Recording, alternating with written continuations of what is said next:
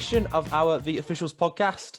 Our guest at this time is Wiltshire FA and National League assistant referee Ben Williamson. Ben, how you doing, mate? Hello, mate. Yeah, I'm really well, thank you. Fantastic. Really excited to have Ben on. We've got lots of fantastic things to discuss. I will quickly just mention, as we did on our podcast last week with Joe, myself and a few of referees, we're still completing the Lloyd Sports 150-mile challenge. If you have a look on our social medias, if you head over to Just Giving, we'd massively appreciate any support, and we're thankful for all the support we've received so far.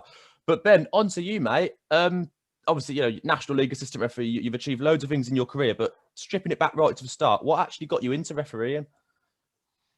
Well, it's a long thought process. I think we're doing this 15 years now. I think we're refereeing, something like that. So I think, like most referee stories, I just couldn't play football to save my life. I was horrific. I played right back for Castle Coombe Colts, and I think I scored more own goals than I probably put tackles in. As a right back, that's not some great stats. Clinical. Yeah, I mean, some good finishing in my own net. It wasn't that great. I remember playing a tournament where my coach actually kind of persuaded me to go and play for the other team because they had a few less numbers. I actually scored 2 goals from corners against my own team. That's the only time I scored for the team I was actually playing. It's quite interesting. That's all right. Other than that, I got injured when I 11, 12, something like that. I hurt my knee. And the doctor said, "Oh, you probably shouldn't play anymore," because I pulled a cruciate ligament in my knee. I was on crutches for quite a while.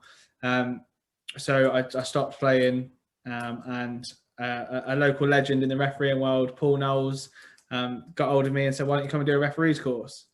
That was I think I was 13 when I did it. Because the exam was on my 14th birthday, they said, "Yeah, crack on. Let's get on and do it." So referee's course, sat there reading the laws of the game and being talked at for 4 days or however long it was. I can say for anyone listening that it's quite exciting to do the course now. I know to my little bit more recent, it's a bit more involvement, but no, I know what you mean. It can be daunting, but I suppose you're glad you got into it. And following on from that, then obviously your career so far, you've achieved and you've done so much. What has your career journey been so far? What's it been like? It's been great. I'm really grateful for everyone that supported me to get where I am today. Being an assistant referee on the National League is outstanding, but the journey between that has been amazing. I spent a couple of years kind of at grassroots football when I was youth football, when I was 14, 15, doing all the youth games. At 16, being able to then go into adult football was a bit of a challenge, and you learn how to referee again when you're refereeing slightly hungover adults on a Sunday morning, or if you're doing some kind of different youth games or under 18s games on the line or whatever, you learn quite a lot. Fortunate enough to progress to level 5. I did a year at level 5, got to level 4, I think when I was 19. Did 5 years as a level 4 referee on the Hellenic League. Again, new standard of football, new pressures, new expectations, really challenging. Fortunate enough, I think it was my 5th year, got promoted to level 3. Again, some new challenges, Southern League, Western League football. There's some players that have been around the block. They know what they're doing. They know how to try and deceive the referee or to get more out of the referee because they've got that experience, which is really interesting to manage. And yeah, a couple of years ago, was fortunate enough to be promoted on the line to be an assistant referee. On the National League. So this year is my 2nd year on the National League. Who knows? Could be my last. I don't know. We'll see what the merit table says in a few months' time. But the journey of refereeing has also taken me around the world a little bit. There's a great organisation called Tournaments Abroad. I don't know if you guys know about him, but I've been fortunate enough to referee all over the world. So the photo you can see on the top right is an elite, I think it was under 17s, under 18s boys cup final, aired on Swedish TV at the Gothia Cup. My best mate actually, Josh Ainscoe on the far side, and the referee was Rob Massielis, who is now a National League referee, and strangely actually the referee on Saturday at Yeovil where we're officiating. So it'll be good to catch up with Rob again. Done some really good games. Fortunate enough to referee in Beijing at the Great Wall Cup, where I refereed the cup final for that. I've refereed in the Netherlands at a tournament, the Helsinki Cup out there. Well, all sorts of all sorts of different tournaments all over the world, which is just incredible. And anyone that's got the opportunity to disappear abroad in the future and referee, it's highly recommended. Trying to referee players that don't speak English is such a great challenge, and you learn so much from it. No, it sounds amazing. Some people who listen to the podcast may know me, some may not. I'm a level 5 Worcestershire FA referee. So to hear from someone like yourself that's had the opportunities to sort of travel the world, obviously do loads of amazing games, it's almost exciting, if you understand what I mean, whereby it's like those opportunities are there, and it sounds like you've had so many amazing opportunities and so many amazing experiences, and it's stuff obviously now that will stick with you for the rest of your career and even further. And it is amazing. I just want to talk quickly about your tournaments abroad. Obviously, we've got the Go For Your Cup, which I know you mentioned and I know you've done. Can you tell us a little bit about that, or a little bit about your experiences on the Go For Your Cup? Yeah, so went out to Sweden with Josh, my best friend. We thought, let's go out, referee abroad, see what it's about. Went to the Gothia Cup, and we've actually got some friends out in Sweden that we'd met at a previous tournament in Estoril in Portugal. So we decided to not take the usual accommodation offered, and we stayed with our friends in Landvetter in Sweden, and they actually worked on the Gothia Cup. It's such a huge tournament out there that companies release their staff to go and work and manage the operation of the Gothia Cup. And we progressed through the group stages, and we got kind of observed from Gothia Cup observers and tournaments abroad staff, and we got through to the later rounds of the tournament, coming to the end of our stay. And it's almost like having listened to Howard Webb and the team when they were appointed to the World Cup final and things like that. There's like a little event that goes on, and we found out that Josh, Rob Mastelli and I were fortunate enough to get a quarterfinal in one of the tournaments, which the under I think it was the 18s Premier tournament, which was I believe it was the first time that foreign referees, i.e. us English guys, had been appointed a quarterfinal of the tournament. So we thought we must have done quite well. And then we did the game, went really well. I think it's been a while, so I could be wrong, and I'm sure if Rob listens to this, he'll correct me, because I think he's got quite a good memory. But that's the game I did. It was in Zimbabwean team. I was on the line for, and on paper, hands down, they were supposed to win. They weren't winning. We got to the 88th minute. I think they were 2-1 down, and they scored an equalising goal. We didn't have any headsets on, but we had buzzer flags. They scored a goal. The Zimbabwean teams are going nuts. I've got the Zimbabwe fans behind me going nuts, happy that they've gone 2 each, extra time in the semi-final. There's little old me with my flag in the air, buzzing like mad, saying, "Rob, please can you hurry up and look at me, because the player's offside. You need to disallow the goal." It took a few seconds. Rob looked over me. I think I remember him looking over, going, "Oh God, please no." And unfortunately, he's offside. He's disallowed the goal. Carnage was probably the word. It was difficult. There's a few hundred people behind me that were really happy that they'd scored an equaliser, and when they realised it was me that decided that he was offside, to this day I'm happy he was offside. The decision was correct. They didn't agree with me. Some death threats and things thrown at me from behind. We ended the game. A couple of minutes later, it was 2-1. They'd lost. They were knocked out of the tournament. We had to get escorted off by security and staff. I think Rob Massielli Ellis was kicked in the back of the legs at the time. One of the players wasn't happy with a red card that he did early in the game, so he was assaulted. It was a really interesting experience. But we later found out, we were observed on the game by some of the high-ranking officials of the Gothia Cup. And we later found out that it's tradition that the referees that get the quarters and the semis also get the final. And they put you together as a team for the quarters and the semis to see how you work together as a team. Because I don't think Rob and Josh and I worked that much together during the tournament. So we came together in the quarters, did well, got a semi, did well. And we were appointed to the FA Cup final, which is the photo behind the one we can see of me holding the ball. There. Yeah, top right. That's us doing the cup final. It was quite a funny story. I'm the assistant referee on the right hand side. We line up. There's TV cameras there. It was packed stadium. It was a really good game. We've walked out, done the lineup, done the handshake, TV cameras were there, looking all good. And Rob said to me, "Ben, where's your flag?"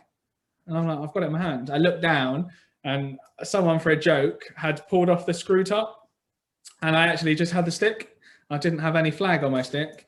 There's clips on YouTube somewhere of me walking out proud as punch with no flag on the end of my flag. No, I did find that.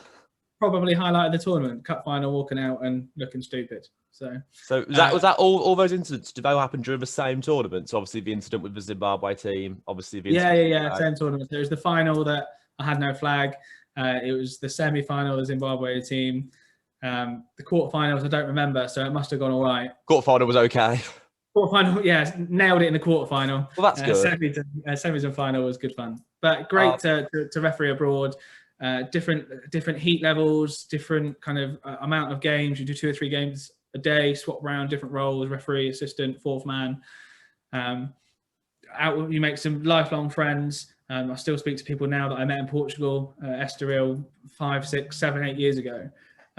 So the opportunity is just outstanding. And if we go forward a couple of photos as well, there on the right-hand side, me holding the ball, that was me refereeing out at the Great Wall Cup in Beijing. Again, an outstanding tournament. Really well looked after. Nice hotels. A little bit difficult, a little bit different. They don't have traditional Western toilets out there, so that's fun-ish.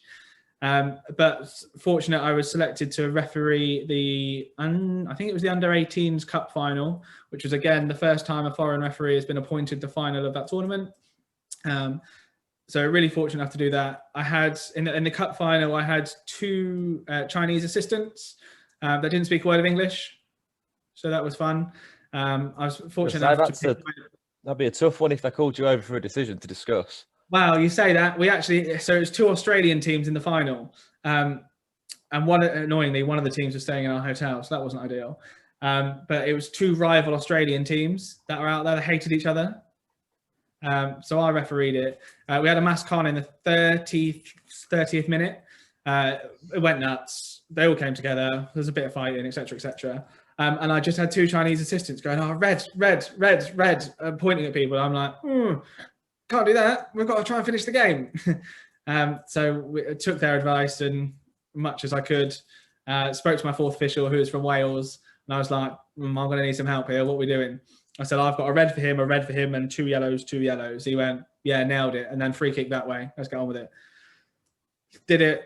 Went really well. Had some members of the Beijing FA saying that we handled it really well, and they all bought me dinner, the team dinner at the end of the game. So job well done. Outstanding experiences that I'll never forget, and just a pleasure to be involved in. So refereeing at any level can take you anywhere if you let it. No, it's amazing to hear all of it. And then obviously speaking about taking you to many levels, obviously I do want to talk briefly about the National League, and I want to ask one very quick question, and then I want you to talk. Firstly, obviously at my level, and I'm sure many officials' levels, obviously we don't experience the highs of the National League, the stadiums, the crowds which aren't there. But I wanted to ask this year, how is it like refereeing or assistant refereeing in the National League with no fans? Is it a big difference, or is it just sort of got on with it? Initially, it was a huge difference, and whilst it may not affect the officials too much, it massively, I think, affects the players, because there is no hype when you score a goal. You don't experience the highs and lows and the kind of the emotion that comes into football. So I think it's really difficult for players to play their best, because it feels like a training game. It feels like it could be a pre-season, an early pre-season. It's difficult it's quite nice from an assistant's point of view to try and drown out the noise behind you, because you're actively thinking about it. But when there's no noise to drown out behind you, trying to stay focused. And fortunately, obviously, we have the comms kit, so we can talk to each other and go, "Great, 15 minutes down, we've done well, keep going, next decision's the big decision." And we can try and help ourselves out and keep focused. But we've got used to that the more the season's gone on. There was a period of time I did a game that there was some fans allowed back in, and it just changed it. It was incredible. It was incredible just to hear a bit of noise when a goal went in. and sadly it got stopped again. So looking forward to the last couple of games that there might be some fans in. It's challenging, but I think more so for the players. No, I do, and I mean, I've watched loads of football on telly. It is weird to watch because it's like training games sometimes, especially when it's a 0-0. It's sometimes like that. But no, I mean, obviously with the National League, I personally, I think it's amazing to speak with a National League assistant referee. How would you describe your experience? How would you describe your journey within the National League? It's really challenging. It's really challenging because every decision is a big decision. We know offside's one of the hardest things to get right in the game. And we're now at a level where the match footage gets reviewed and our decisions are based on what the footage shows. And a couple of times this season, I've gone, I'm adamant he's onside. And having looked at the footage, it's an incorrect decision. And sadly, I get penalised for that. We have a merit table, so every game we're observed, and a good decision or a bad decision can affect you quite a lot in the merit table position. But it's just really important to have a really clear mindset to go, that game's done. I've made the decisions that I've made in the best faith at the time during the game. Let's move on to the next one and let's get that next decision correct. It doesn't matter whether you think that the one you've just made is right or wrong, hopefully right. You always have to think about, right, the next one's the big decision. Let's get the next decision right. And then after that, let's get the next decision right. And it doesn't matter if it's a throw in, a goal kick, a corner, a free kick in front of you, a penalty. Am I advising the referee of a red card tackle? It doesn't matter. Even the throw in front of the technical area, it's a huge decision that we have to get right to benefit the team. So yeah, the pressure's insane. No, it's good. And it's another one as well with that. Sorry if I'm going on a bit with it, but some of your fixtures on the National League, I'm assuming obviously you've had for televised fixtures before. What's that like, knowing that you're live on BT or you're live on I'm national not that television? good. I've not had one yet. You not had one? I've not had a live live I'm TV. sorry for asking. Yeah, thanks. No, I didn't. Well, because I know BT Sport, but sometimes they have a 5:30 non-league game. Yeah. I don't know. So sorry about that. Some friends on there that, again, it just brings some more pressure because there's more people watching. But no experience of that yet, mate, in England, so I can't tell you. You can let me know and we'll post about it. We'll say if we're going to watch BT Sport. If I get one. Senior assistant referee on the far side. That's it, yeah. Hopefully get No, that's amazing. Well, I want to move on. And this is a big part of the reason why, obviously, we're doing a podcast is on the screen now. People see it, obviously, if you're listening, we've got the YesRef logo. As someone who doesn't know anything about it, or as a referee looking to get into it, can you explain why or the benefits of it, or your reason behind it? So YesRef was born out of a passion for refereeing, obviously, and a frustration kind of growing up the ranks and coming through refereeing. So we all know that there is not enough referees for the amount of football fixtures that happen in the UK. We know that's a given. But I strongly believe, and my co-founder Ollie strongly believe, that the next kind of biggest issue around refereeing is the visibility of what games are available. So what we wanted to create was an opportunity for a referee to basically pick up the phone and scroll through a list of games that need a referee. And if you're free, you press a button and you can go and referee. So they'll imagine Tuesday afternoon during half term, Tuesday night, whatever, there will be someone somewhere that needs a referee, whether it's university football, college football, a local club, a training game, vets football, like five-a-side football, futsal, professional development leagues, whatever. There's so many opportunities that people are looking for referees. And unless you know a pool of referees, or you put it on Twitter and someone happens to scroll past it at the right time, like, it's really difficult to bring it all together. So we wanted to create that opportunity where clubs can post what they need on the live games list, and a referee can scroll through a list and go, fine, I know a lot of referees get appointed to their fixtures. No problem with that. And we're not trying to compete with that whatsoever. We're just trying to support leagues, clubs, teams that don't get appointed a referee because there's not enough referees on their league, to open up those opportunities to other referees in a quick and easy one-stop place to do it. So the benefit for a referee is you can pick up your phone, scroll through a list and go, oh yeah, no, I'm actually free at 2 o'clock tomorrow afternoon. I didn't even know that game existed, but yeah, fine, I'll go and referee it. It's an extra 30 quid in the pocket. The club got a qualified referee. Job's a good one, right? Yeah, so I obviously pre-COVID or after COVID, I'll wake up Saturday morning. I fancy refing a game today. Instead of texting or WhatsApping or Facebook or searching on Twitter, who needs a ref? I log into YesRef. I know you're developing an app, or go on the website, and I can see there's 5, 6, 7, 8 games within my area. Click one, I'll go and ref it. Job done. Yeah, you press the button, say you want to do it. That'll send an email to you to confirm you got the game, an email to whoever's put it on to say that Harley's now going to be the referee. Happy days.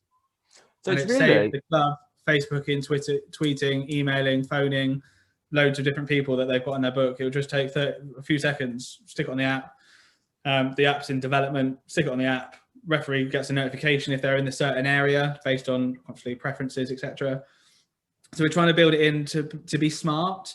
So if you, as a referee, put in your profile that I'm only interested in youth football, then the live games list won't show you adult football. If you're only 15, 16 or 15 and you're not allowed to referee adult football, it won't show you it because it's not relevant to you. If you put in your profile that you only want to travel 20 miles from your home postcode, the live games list will be automatically filtered to show you games within that area. And then it works really well. If you then go and stay at some families up north, you would never be able to referee up there because you wouldn't know where to go to find a game. Yeah. So go on to YesRef, look at the hashtag live games list, and there might be some opportunities on you for you to referee. What a win. It sounds obviously, I don't want to say groundbreaking, but it sounds like something that could be really beneficial. You use it. You use that word, buddy. Yeah, I've used it. Every referee it's done forward, now. Like, it doesn't matter, obviously, whether you're a youth referee, a level 7, 6, 5, 4, 3, whatever. You can go on, find a game. We've got 2As. We've got some 2A referees. So there you go. So all the way through, go on. Pre-season, we're taking games, living the dream. No, it sounds fantastic. So we developed that because we had somebody say, we're moving into a society where referees are getting paid their match fees digitally. Yeah. Cash is disappearing out of the game. Clubs have all these apps now, and match day app from the FA to collect all their match fees. Having cash on match day is quite difficult for clubs. So someone said to us, it'd be really good if we could pay the referee through you as well. We're like, oh, okay. So what we've then developed is a cashless referee payment system, so that when referees sign up, we ask for your bank details, and then we centrally hold them, so that any club that you go to can pay you your match fee through YesRef without you having to share your bank details to every single club that you go to. Yeah. We just kind of act as the central depository, and then the club will pay you via the system. So you're like the middleman, but you're the middleman, so I haven't got to give my bank details to every single. Yeah. So there's lots of security around it.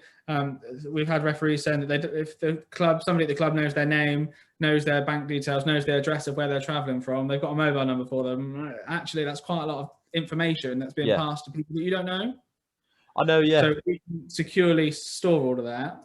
I mean, in the 3 months that we were trading between the lockdowns, we did really well with clubs wanting to pay their referees.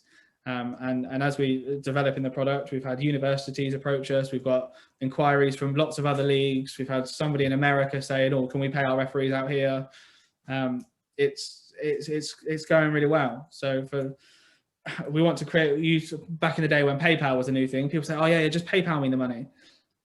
We want to kind of move that on to, "Well, yeah, just pay my matches via YesRef." Because if you're a referee that's registered on the system and you've done your kind of registration correctly, and we've got your bank details, anyone can pay your match fee for the game. It's brilliant, isn't it? Pretty cool stuff. No, that is genuinely amazing. I like many, obviously, because it's a relatively new concept. It's I don't want to say unknown, but it's quite new. But it sounds like it's going really well, and by the sounds of it, it's a really, really good tool to have as a referee, as a club, whether you're Sunday league, Saturday afternoon. It sounds like a fantastic tool to have. And I personally think it's brilliant. And I'll be signing up. And I hope many referees follow suit. And I hope many referees do get involved, because it does sound really, really good.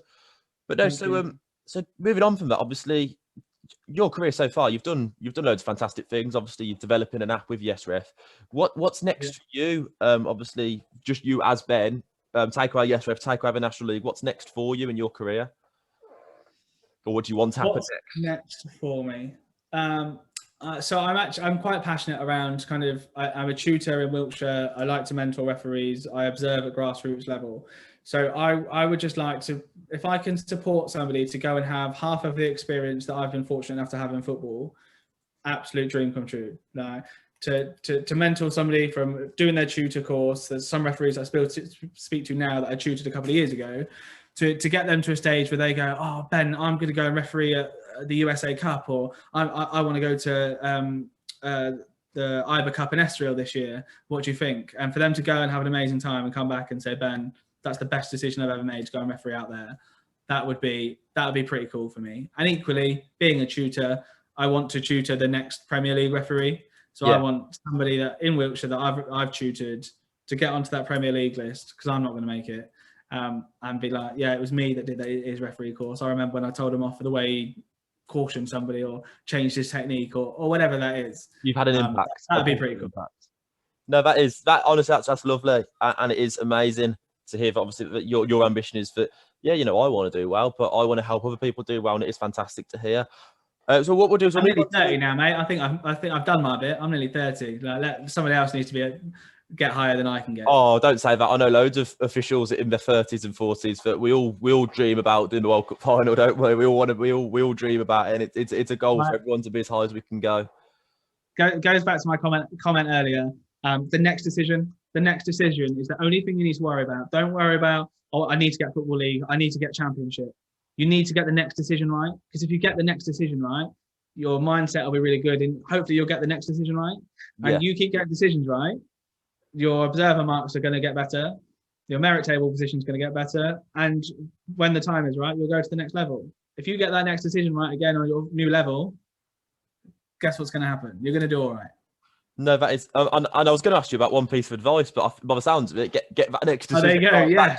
That's sorry, just ahead. But it's all right. I like it. That's our piece of advice. It's a good piece of advice as well. The next decision is the most important. It's like they always say, you're only as good as your last game. Your next decision is important. And I think we always talk about, did we get the penalty right, or did we get the big decision right? We'll get the little decisions right, because if people trust that you got that throw in right on the halfway line, that we all know as referees probably isn't that important. If we get that the little decision right, the little throw in, or that foul that everybody expects you to give, when you do give that red card, or you do give that penalty, or whatever big decision you make, the mindset is, well, to be fair, he's got everything else pretty much spot on the rest of the game. He's probably right for the penalty. So that next decision, that next throw in is crucial. People kind of underestimate it and we play it down, or it's just a throw in on the halfway line. Imperative, because people will trust you if you get it right. No, that's brilliant. It's a brilliant bit of advice. So what I will move on to, and it's become almost comical at this point, the 3 podcasts we've done previously with Mikey, with Luke, and with Joe, we've done our quick fire questions, and they've always taken longer than everything else. So you can answer quickly or you can answer longly. They're just going to be questions. You've done your one piece of advice and it was fantastic. What has been your favourite game so far out of every single game you've done, which I imagine has been loads of fantastic ones? What's your favourite one? So I'm going to name drop. I refereed in the Netherlands, and I refereed Liverpool, Barcelona, and I think they were either 16s or 17s. Great game of football. Any future stars? Did you referee any future stars, or maybe? We'll leave it at that. I say that because I can't remember names. So there's at least one. There's probably a couple. No, that's fantastic. And then obviously I know you've done lots of fantastic things. If I was to somehow end up in the role of the PGMO appointments officer or appointments officer for every league in the world, and I was going to put you on your next game, what would be your dream appointment, your dream match to officiate? Dream match to officiate. I think the FA Cup final has to be, it's the pinnacle of English football. That would be a dream come true. No, and it's we've had 2 World Cup finals, one Boca Juniors versus River Plate, and one FA Cup final. And the FA Cup for me has always been special, and it's been special for many people. And it's the pinnacle of English refereeing. I think the magic. I don't think you'll ever get away from the magic of the FA Cup. No. Even I remember when you get to level 5, etc., and your county FA nominate you for FA appointments, and you get an email and you get an email saying the competition rules for that round, and you get an email from the FA with loads of kind of columns of referee, assistant referee, and you see that email come in, you're on the list somewhere. That first game in the FA Cup, when you're out walking out, assistant referee to probably a local referee or a level 4 referee that you know, you go, I've just refereed on the FA Cup, and it's the same cup competition that millions of people are going to watch in May, end of April, May. You know that you've officiated in that same tournament, that same competition. That at some point the Premier League stars will be playing in. What a moment! Incredible. And then you're fortunate to get another one, and the FA Youth Cup appointments come out and you get one of those, and then the FA Vase and Trophy, you start getting involved in them. The excitement is unreal. No, it is pinnacle. It is. I myself, I've been fortunate enough. I've done the Women's FA Cup. I've been able to do the FA Vase. Not got to the FA Cup yet, but it's definitely something I'm excited to do, and I'm sure many people are. Next one, I don't want to use the word worst, although I do seem to do it every time. But what has been your toughest moment as a referee? So there's been many challenges. The game with the Zimbabwe fans was tough, and seeing that happen was difficult.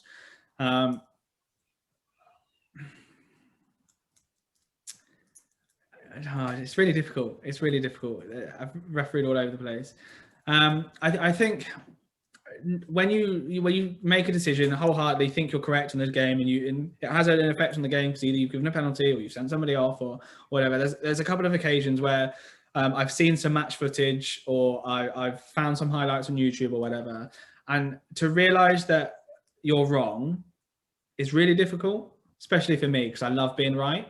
Yeah. But when I can watch back and see a decision and go, I've given a handball for a penalty, but there is no handball in there whatsoever. And to know that might have caused a winning goal or whatever, that it doesn't matter what game it is, whether it's a Sunday League game or a Youth Cup game or whatever, wherever you are, wherever you're officiating, to realise that you've got something wrong is probably like gut-wrenching, really upsetting, because we do this because we love it, right? Oh, yeah. Now, we referee because we love football, we love being involved. So to know that you've got something wrong, I don't think spectators, players, and football management understand how difficult that is for us. It's like missing an open goal in the last minute. Sure, but no one will talk about that. They'll just say, "Oh, well, better next time," right? Yeah, I know what you mean. But knowing you've got a penalty incorrect, and you see it a couple of days later, and you have to ring the manager, go, "Do you know what? Yeah, I've just seen the video. I'm really sorry. I've no idea what I've seen." It's probably the worst part, and I can think of a couple of occasions. Even last season, I got an offside decision wrong, and I have no idea. At the time, I was adamant I was correct, and I've seen it back on the footage, and I've gone, I've no idea how I've come up with the fact that he's offside. No, it is. It's this horrible sinking feeling, and yeah. You know what I mean? Well, we'll end the podcast on a positive note. What's been your best moment as a referee, or your favourite moment as a referee? My favourite moment as a referee, it will probably... that was quite a good moment, actually. The photo we've got on the left-hand side is me refereeing a county cup. Yeah, on the left, yeah, county cup game. And the CEO of my county was there with some cup sponsors and a few other people. I refereed the game. It went really, really well, really well. And he actually rang me the next day. Didn't really know him that well, but he rang me and said, "Do you know what, Ben? I really enjoyed watching you referee last night. I think that's the first time he's actually watched me referee." And I thought, "Do you know what? Yeah, that's really, really cool. That's really cool." So that's probably up there with a good moment. Plenty of others from all over the world, but I'll remember that one at Westbury. No, is that Westbury Celtics or? No, Westbury Town in Wiltshire. Town. Oh, no, I'm not just saying that because they use YesRef and they love it. It was a good game. I think they played Swindon Town actually. So a good appointment and some good fun. Oh no, that is absolutely lovely. It's a lovely way to end. It's obviously here that you want to have a great game. Yes, it's lovely to get the applause, but for someone to go out of the way and actually call you and say, "I enjoyed it," it's lovely. And Ben, look, massive thank you for coming on. I'm just going to get the YesRef logo up for any referees that don't know it or are pondering it. Have a look. It's YesRef.com, I believe, isn't it, Ben, at the moment? Yeah, it is at the moment, and the app is in development. No, fantastic. And hopefully we'll get some people onto that. But no, thank you so much for coming on. For everyone who's watched our podcasts or our episodes of the Officials podcast, massive, massive thank you. Ben, I personally wish you all the best of luck with YesRef and with your officiating career moving forward. But thank you massively for coming on. And yeah, thank you very much. And have a lovely evening, Ben. Thank you. You're a star. Thank you, mate. Bye.